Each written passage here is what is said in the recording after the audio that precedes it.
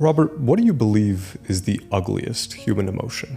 And what emotion makes you do the most evil? Or what makes people do the most evil when they feel that specific emotion? Well, there's no algorithm that can determine what's more evil in these situations, so it's subjective. But one of the ugliest emotions is envy, simply because people don't recognize it. They don't admit to themselves that they're feeling envy. And because they don't admit to themselves that they feel envy, they feel they have license to do whatever they want.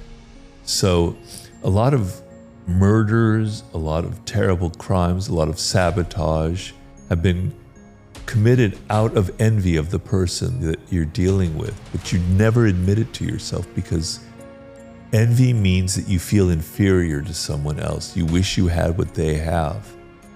Humans don't like to admit that they're inferior, that somebody has something that they wish they had. So we justify it to ourselves. We say, they're really a bad person. They're evil. They're inconsiderate. They're all full of themselves. They're arrogant. It's actually stemming from us. It's stemming from the fact that we wished we had what they had. We feel envy. And because we justify it as it's their problem, we're now justified to commit terrible things to them, spying on them, hurting them, sabotaging them.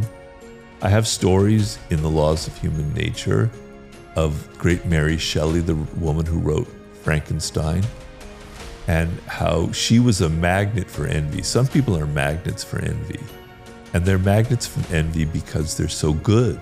They're so successful, they're smart, they're beautiful, they're witty, they've got all these good qualities. A lot of people hate them and envy them.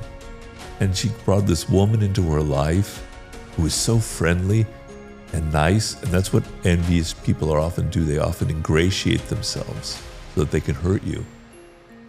And this woman ended up stealing her husband from her, who was the famous poet, Shelley. He ended up dying in an accident.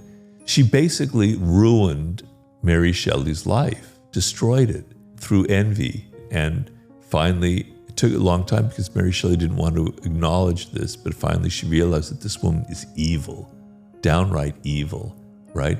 So envy can turn into a very evil, destructive emotion. It's not always that.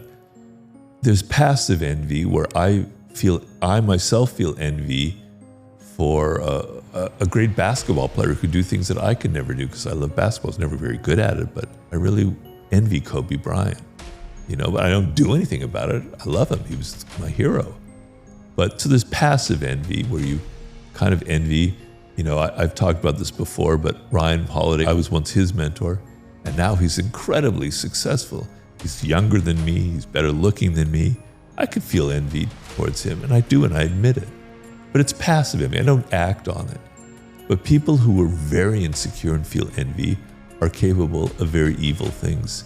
The other emotion that can lead to evil actions are people who are so certain of themselves. They know the truth. They know what is going on. They know the answer to everything. Because they know what is happening, they're willing to do anything, right? They'll take all kinds of actions to prove that they're certain. But their certainty is not based on anything real. So I always look at people who are filled with conviction and certainty as actually very dark figures. The warm human quality that you want is you don't know. You're uncertain. You're not sure this is exactly the right thing to do. You're not killed by doubt. You're not able to not take any action. But you always have a sense of, maybe I don't know what's right. Maybe I have to think more deeply about it. Maybe I have to be more of a human being than this machine that's so certain about things.